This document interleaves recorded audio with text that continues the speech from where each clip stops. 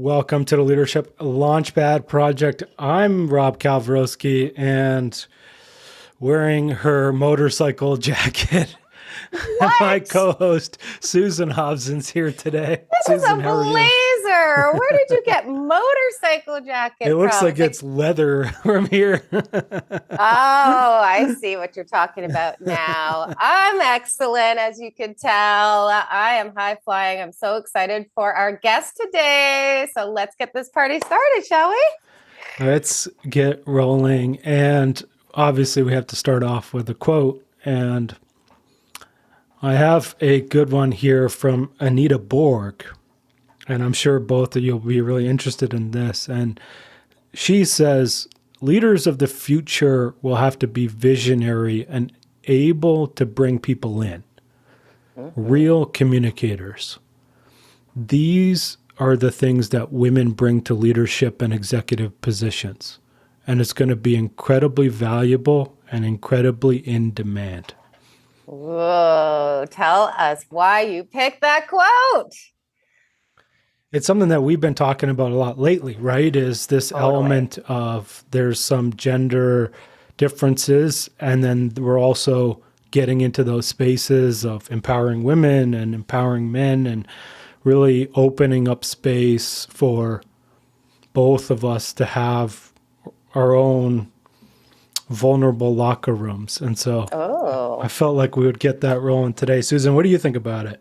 I love it because this is what I spend my day job doing, trying to empower my females to realize that they got so much like intrinsically in their sweet spot, just merely because they're females, right? That they bring to the table that I kind of think is the competitive advantage that we need right now in the world, especially in big business. I know we're going to talk about that a lot today with our guests, but I feel like for so long, women, we felt like we needed to, put that stuff in the drawer before we went to work. And now, especially all this transition to working hybrid and remotely, we need leadership. We need leaders who know how to bring people together more than ever. So I kind of feel like maybe that had something to do with why you chose that quote this morning.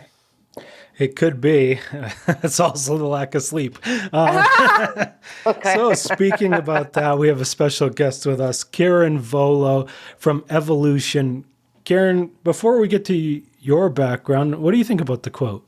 Oh, yeah. Yeah, it's a great quote. And I totally am aligned with what Susan is saying in terms of that quote. I think it's great. Women need to be empowered. I have been working on lifting women up for decades. And, I think we just need to step into being able to reach our full potential as women.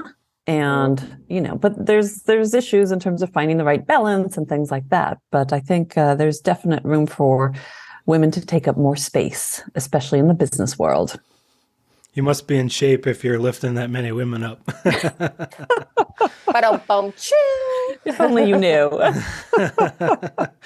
So, Karin, for folks, obviously you're new to the show. And for folks out there, can you tell us a little bit about yourself and what you do? Sure. So I run a company called Evoloshen, where our purpose is bringing joy to the workplace. And we really focus in on transforming business through culture. And I've been doing this work for just over a decade now. I wrote a book called Engage, and that really was the catalyst for that. Prior to that, I was working in executive search and headhunting, and I've always worked with culture and values and developing people and helping them reach their full potential. And after the book Engage came out, my business shifted to helping companies keep their best people in the companies. And through that was basically focusing in on culture. And so that's become my life's work. The reason I do everything in the morning is to bring people to a place where they can experience joy at work, because we don't have enough of that. And, considering we spend so much time at work, I think we should be able to really love what we do there. So that's a bit of the short version of it. There's a whole lot more behind that, but I want to keep it brief and have a conversation. I know there's lots behind that because you and I actually got to talk a little bit off mic. And I wonder if you could just go one more step of depth in terms of just helping our audience connect with why you're so passionate about taking this whole approach to lifting people up through culture. What is it about culture that you really gravitated to when you got on your mission? Yeah, so I'll give you the very short version of this. I do have another book that came out, and basically, to make a very long story brief, in 2006, I was ready to expand my executive search business out into the world, was working with a business mentor in the US. I was living in Sweden at the time and had this amazing week, really just ready to roll everything out. And then as I was getting ready to board the airplane coming back to Sweden, because that's where I live, I felt a tap on my shoulder, and there was two U.S. Marshals there that said 7 words that basically froze my life. They said, "We have a warrant for your arrest." And they proceeded to take me into custody and into a high security holding facility in downtown San Diego, where I proceeded to spend almost the next 4 years of my life. So Wow. The backstory to this is that my first husband, who I had divorced 6 years earlier, I found out when I moved to Sweden, he had been convicted of fraud, and he had lied to me from day one on everything. So when I came to Sweden and found out he had lied to me, it was like, this whole cognitive dissonance thing of, oh my gosh, I have children by a man, I don't even know who he was. So I thought that was like my life crisis. And unfortunately, he had used my name on some of his business dealings down in Mexico. So when I went on this business trip to San Diego, they wanted to ship me down to Mexico in an extradition case. So it was this nightmare situation. I mean, talk about 180 degrees of pulling the rug out from under your feet. Yeah. And, I just switched into this, how do I survive on a day-to-day basis in a very dark, negative environment? And I was reading books every day. I was trying to stay in a positive frame of mind, and just there's that personal journey. My memoir is called 1,352 Days. And that goes deep into the whole journey. And bottom line is, after all of this time and me doing all of this inner work and trying to stay in this positive frame of mind, what I was visualizing every day, my charges were dropped, I was released, I was able to go home. And, by the time the case got in front of a judge in Mexico, he said this shouldn't have even been a criminal case and shut it down. So it was just like this nightmare situation.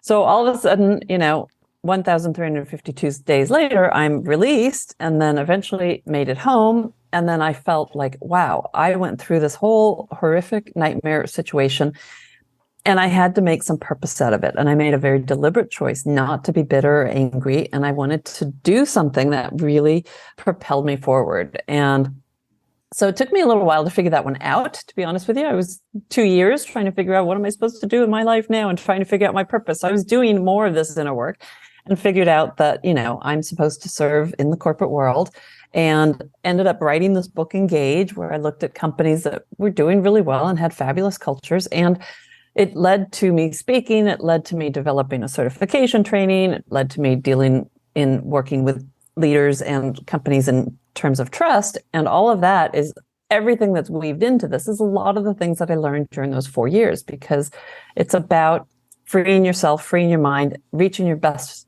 version of yourself, and reaching your full potential.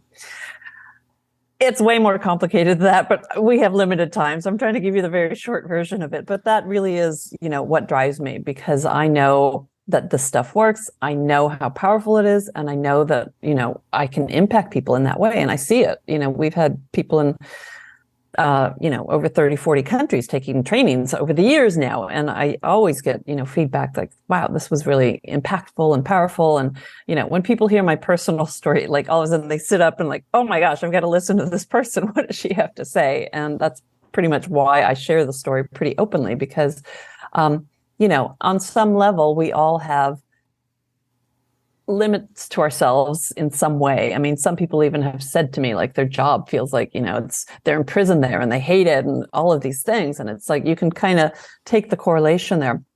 And, it's about empowering people, basically.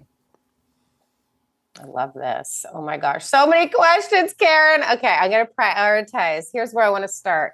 because I know a lot of people out there listening. I mean, we all hear the word culture so much in business. I feel like it's lost its damn meaning by now. So I feel like that's the entry point into this conversation with you, is getting your thoughts in terms of how do we think about culture? What does culture mean today in 2022? Yeah, that's a great question, because it is coming up higher and higher on the list of leaders in terms of dealing with issues that they're working with internally. Working deliberately with culture can actually help to increase productivity, increase the profitability, increase the ability to have a more positive impact. So it gets to kind of the heart issues within a company. Back when I wrote the book Engage, I was able to find kind of the 5 cultural keys and how to make culture tangible. So I'll go through those very quickly, because that's a way to start to look at culture in a little bit different way. So the 5 cultural keys are, the first one is collaboration and taking teamwork to the next level, really working together, where people realize that by working together, it's for the greater good of all, and you have ways of developing trust there. Second one is creativity. That comes down to the ideas, the innovation. The best ideas come from your people. So how do we tap into that? The third one is connection. And what I mean by that is this deeper emotional connection through the values, through the purpose of the company, being able to, how you're communicating externally to your customers, but also internally how you're communicating to your employees and to your teams. So there's a whole lot that goes under that one. Then we have celebration, which in general tends to be the most that needs the most amount of work, or the weakest one. We're not celebrating enough. And basically that's looking at recognition, being able to acknowledge people for the good things they've done. If you've made a mistake, you learn from it, and obviously having fun at work. And then the last one is contribution, and some level of taking the business where it's contributing back and doing something in a positive way, whether that's on a local level and on an environmental level, it doesn't matter, but it's some way that it's connected. And what happens with that is that it makes people feel proud to work at that company. So those are the 5 cultural keys. When you have all 5 of them on a very high level, that seems to be when the magic starts to happen inside of an organization, where people are engaged, people are happy at work, they feel joy, it's easier to attract talent, people stay longer because they feel much more connected to the organization. And I find, especially over the last couple of years in the pandemic years, that the companies that had a really great culture where people felt very connected, and it created almost a safe haven or a safe spot for them, that gave them something stable when there's all this chaos going on in the world. So right now, with all the trends we're seeing with quiet quitting, the great resignation, all of these things, like if you just had a great culture, you wouldn't have any of these issues. Right. Exactly. And not that it's easy to create any of what we just riffed on. Culture is created over time. Is it fair to say that culture is a mindset? Like it's a shared belief system, right? In terms of what is most important on this team. Yeah, definitely. I mean, I kind of look at, we've got individuals, you've got teams, and you've got the organization, and then you can, extrapolate that into society. And organizations, the culture is kind of like the fingerprint of the company. You can have 2 exact companies, 2 exact products. You go to an interview or you talk to people in those 2 companies, and it's a totally different environment. And you can pick up on that. You can feel the difference there. Anyone who's done, interviewing, I'm sure you can relate to this, because you've gone to one company and you felt really good there, and it was like, oh, I could see myself here. And you go to another one and you're just like, something feels off here. I don't know. I don't really like it. Right? We have to pay attention to that. Our bodies give us signals. Our intuition is really powerful. And most of us, we're not taught to work with it. But if you start to listen to those internal signs, it's a good way to guide, that gut feeling, that vibe, whatever you get, however you want to discuss it or name it. It's good to listen to that. So Karin, if leaders are out there, and obviously toxic culture is kind of a hot topic right now, but let's just not even go there. And let's just say if they want to make or take steps to improve their culture, regardless of the starting point, where's something you could recommend that they could go out and do?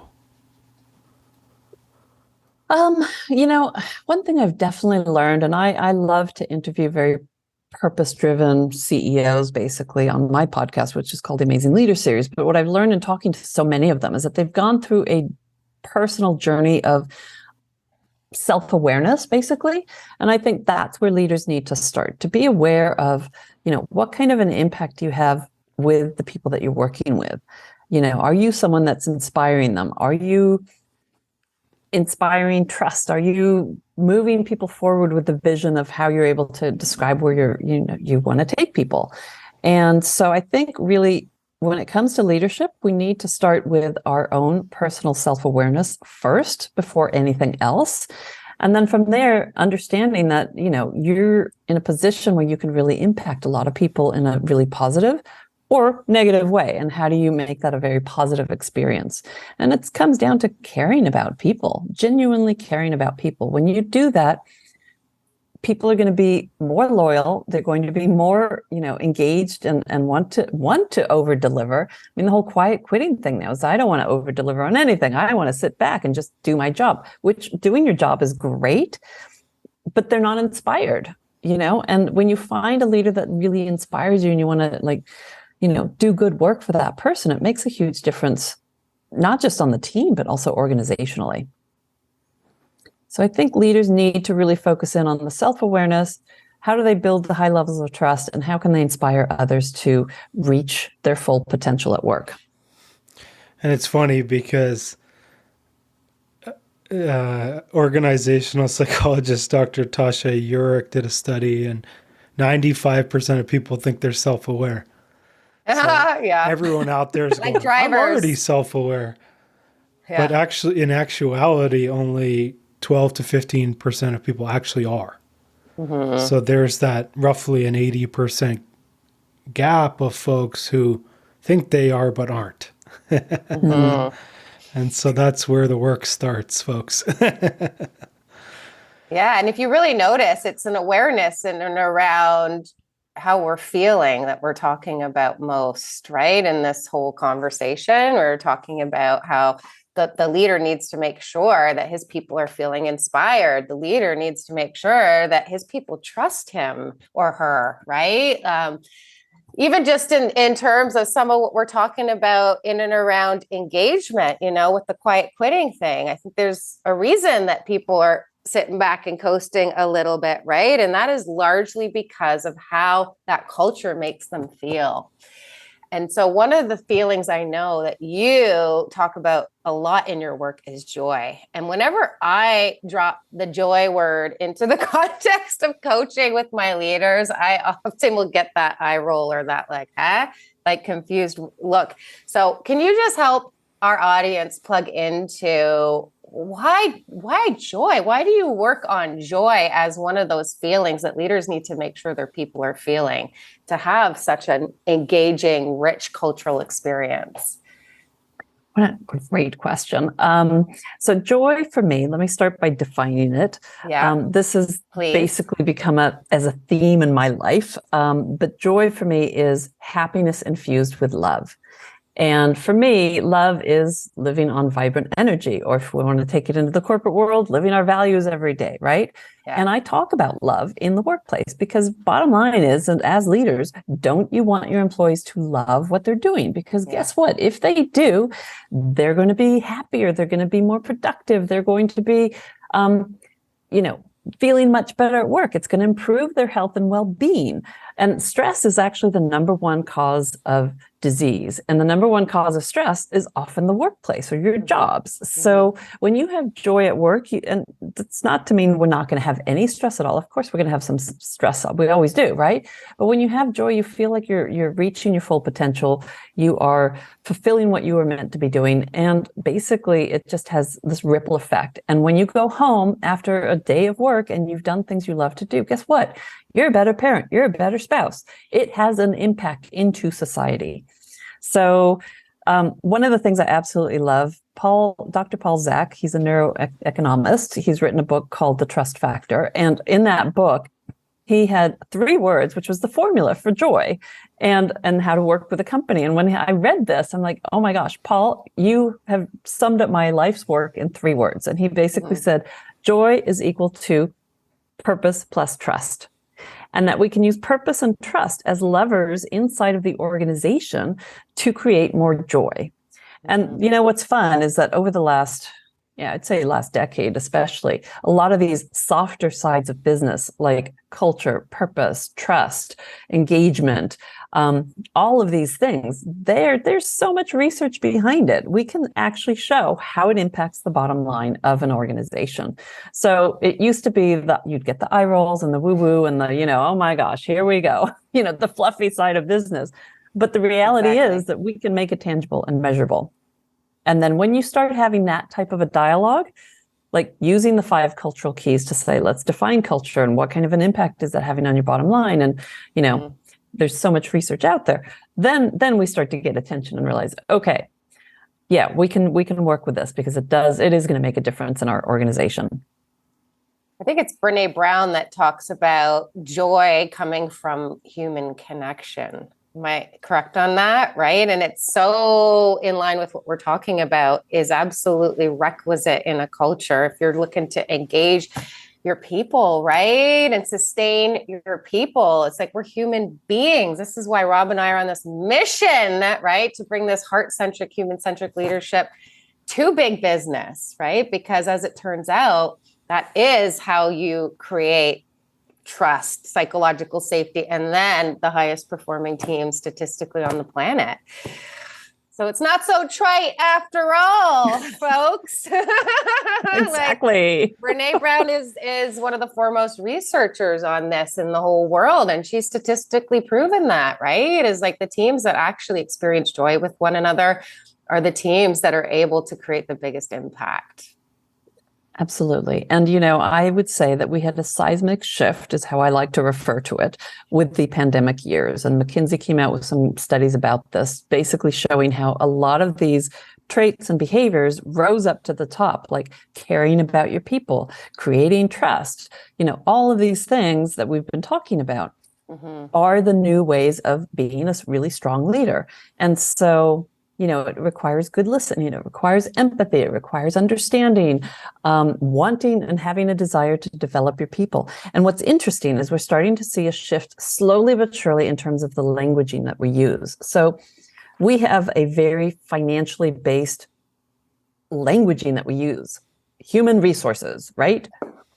People are your resources versus, the title now is, it used to be VP of HR or Chief Human Resources Officer. Now we're starting to see Chief People Officer. One of my favorites is Chief of Passion.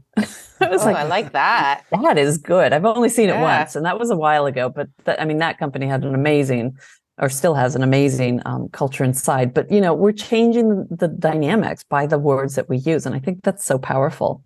So I think, and I love, we started talking about servant leadership. That became very popular. And I think that we're definitely heading in the right direction, and we're not going to go back.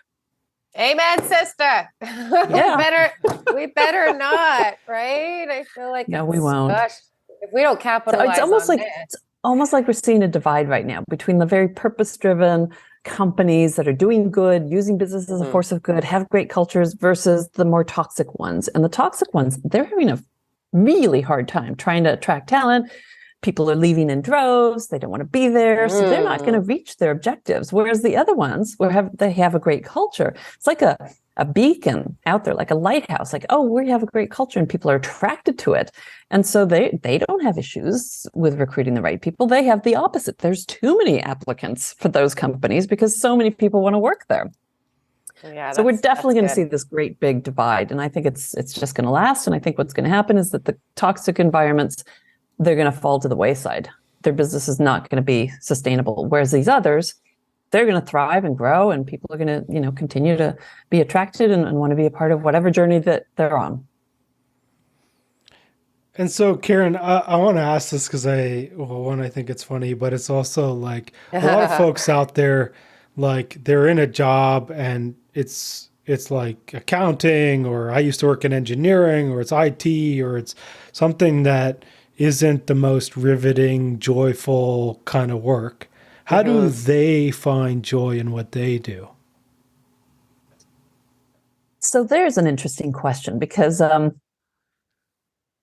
there's so many different ways that you can find joy. And one is really through your passions. And you can be passionate on different levels. You can be passionate about what you do or how you do it or who you're doing it for or why you're doing it. So for example, someone who is running with Excel sheets, that may be someone who loves to get the formulas right. And I mean, that to me is like an alien. I just don't understand it. You're speaking to Rob right now. I used to do that. It was not joyous. No offense. It's just not my forte. But, people get joy out of figuring out and making it work and all of that. And oftentimes we can do things that might not on the surface give us joy. But, if you're doing it for your kids' sake, or if you're doing it because, you love the product or service that you're working with, you can find ways. And I think that's the most important thing, is that we have to take ownership for our own engagement. We have to take ownership for our own sense of joy, what gives us joy, because no one can answer that except yourself. And, years ago, I was coaching a lot of leaders and I'd see this time and time again where people followed the formula. They got the right education, they got the MBA, they got the corner office and worked up the career ladder.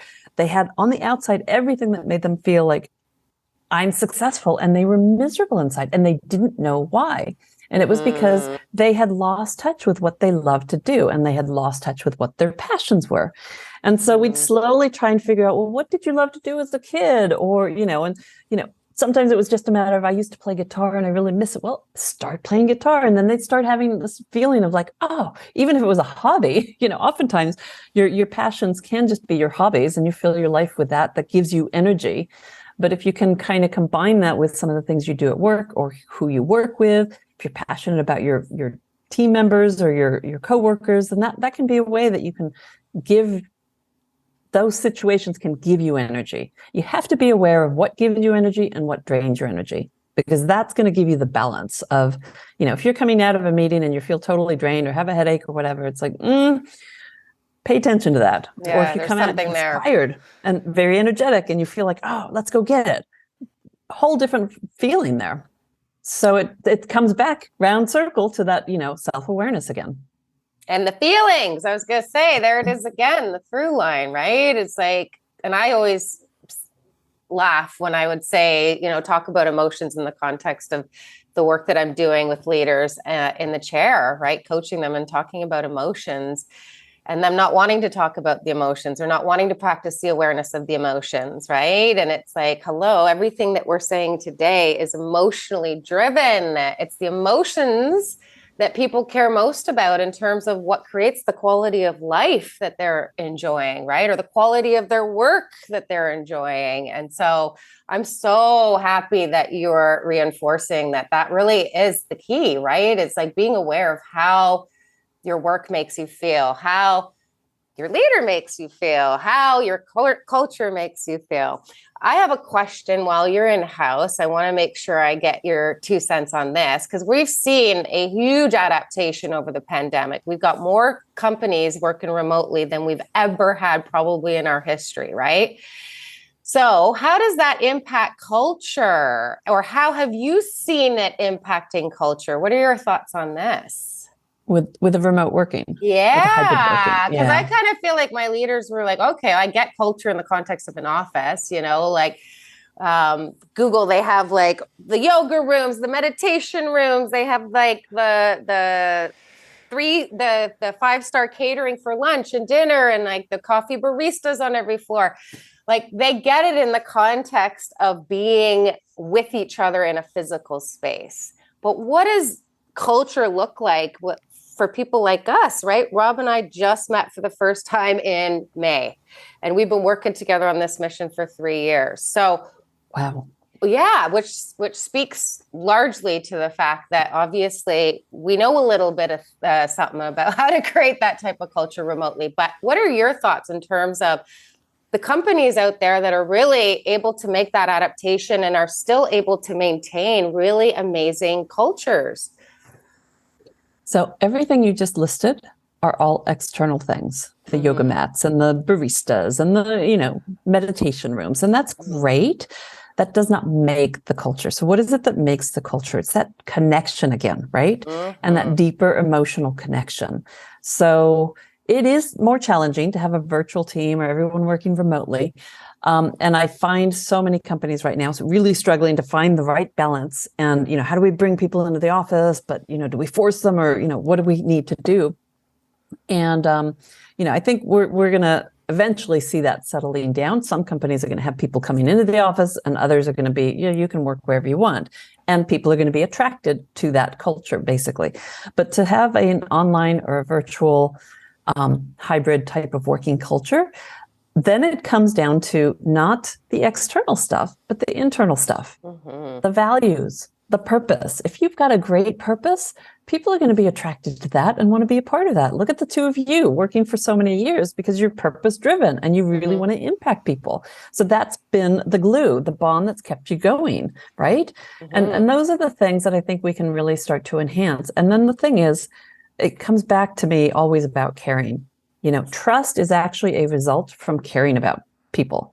And so how do you connect to people on a deeper level? And I mean, I have a totally virtual team as well. And most of us have not met in person. Some of us have, but we have this purpose of wanting to bring joy to the workplace and to work together and to be in different countries and sharing what's going on in that country and what's going on over here and how can we impact and how can we support people in those ways. So we over those last few years, we've put together some free reports. We have, I think it's 32 engagement activities that you can do for working virtually, things like that. And so you want to find fun ways to systematize the business and the culture in a way that increases the level of engagement. And that can be done both virtually and, obviously in person.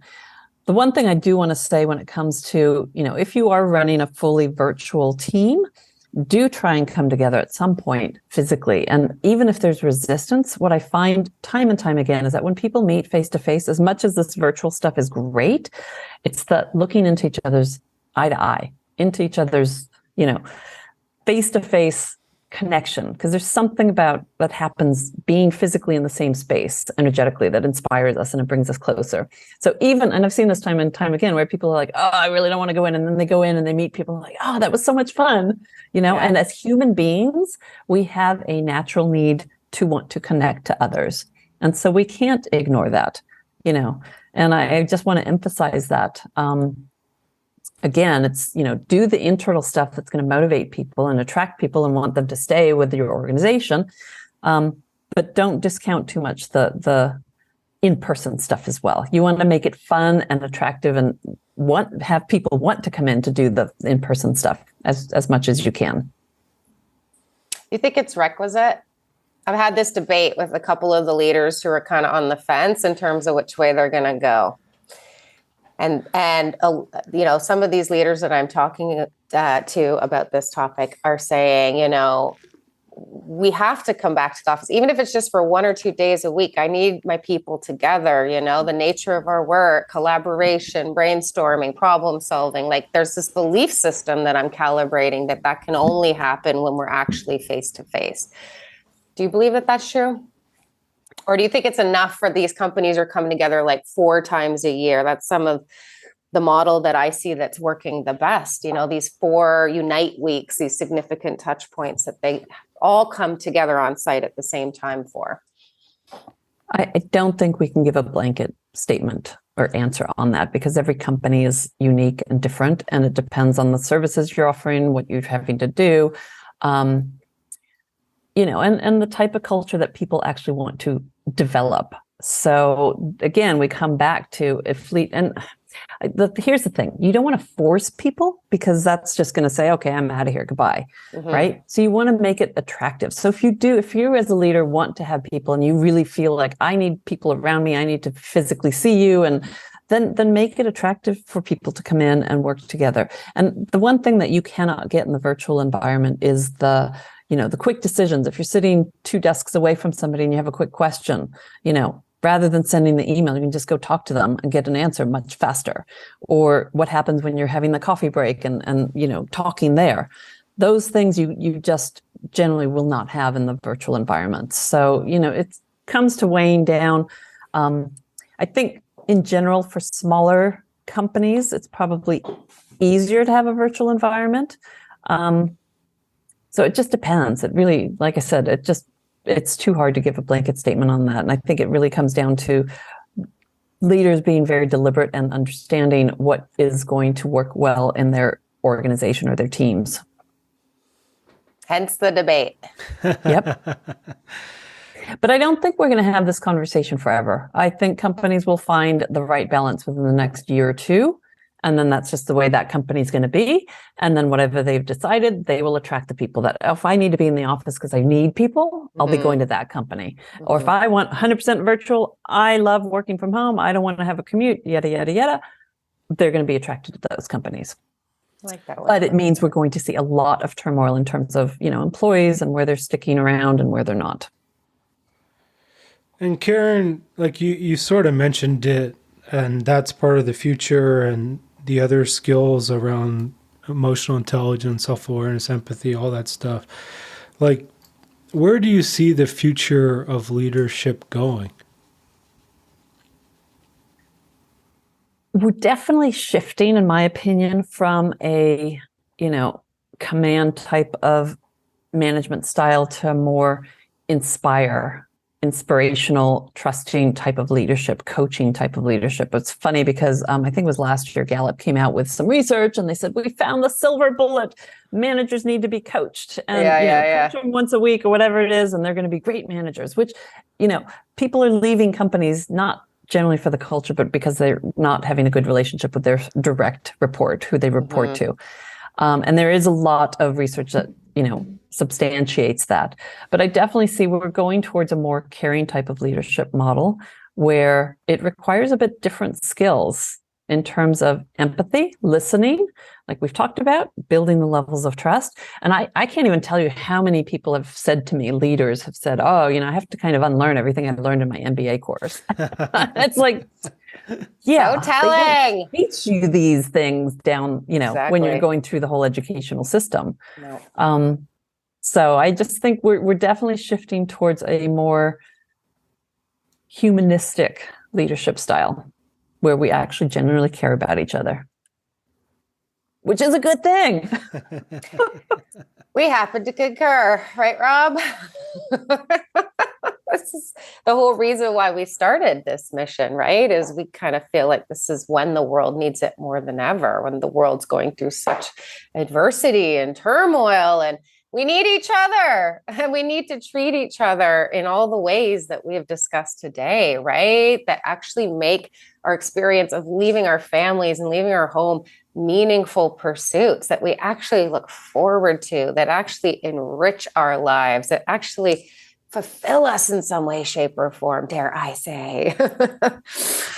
So I have to ask, this is our favorite question. I'm going to pull out the big guns here. The very last one, best for last in my humble opinion. What do you want the legacy of all this incredible culture work and bringing joy to work mission that you're on to be?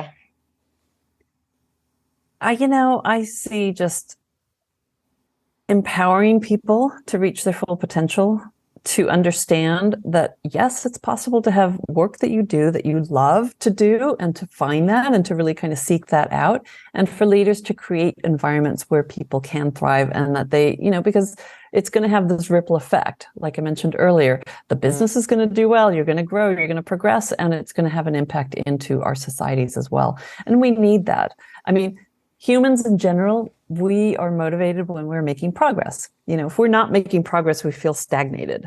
But if we're moving forward with things, then it feels like what we do matters. And I think that is so important. So I think really, my little spiel is all about joy at work, which is great. But I think honestly, if we can embrace that, so that I have this vision at some point where you go to Google and say, my job makes me, and it's like happy, excited, fulfilled. I do this a lot when I'm talking. If you can go to Google right now and you can look, and it's, my job makes me miserable. My job makes me, throw up. My job makes me want to kill myself. I mean, I've seen horrible things, and it's changed a little bit as I traveled in different countries and stuff. But for me, let's make it so my job makes me fulfilled, happy, and joyful. Well said. I love that. And Karin, for the folks out there, like obviously they can head over to evoloshen.com. So evoloshen.com. They can also check out your book, Engage. Is there anywhere else you would like folks to find you or anything else that you'd want to tell us about? Yeah, there's actually two things here. If you go to evoloshen.com/reports, you will actually get access to a bunch of free reports that we've put out. And that one I mentioned, the 32 virtual activities are there. That can be helpful. We have another one there that's, the ROI of trust in 15 hard metrics, which is like really good to see the impact it has on the bottom line. So lots of free reports there. So it's Evoloshen, like you spelled, EVOLOSHEN.com. It's a little bit different there. And then, anyone interested in diving deeper into trust, we've actually just made a product out of our training. So it is available that people can sign up and, you can get that through our website as well. But it's really empowering and it has 21 great tools and it's an online self-paced video-based training. So that's also available. But, I just want to encourage your listeners here and everyone that, do the best that you can and understand that you are in charge of your destiny and that to reach your full potential, that is like to step into why you were here and why you're born. And no one can take that away from you. So it's really up to each of us individually to figure out why we're here, what we're supposed to be doing, who we're meant to serve, and then go after that like you've never gone after anything else before in your life. And you will actually end up feeling very fulfilled. I love that. And for us, obviously, folks, thank you so much for listening. And please hit subscribe to Leadership Launchpad Project on whichever podcast platform you're listening to it. And for our leadership development services, trust, psych, safety, DEI, feedback, conflict management, and more, head on over to elitehighperformance.com for all of that. Susan, is there anything you want to leave our folks with today?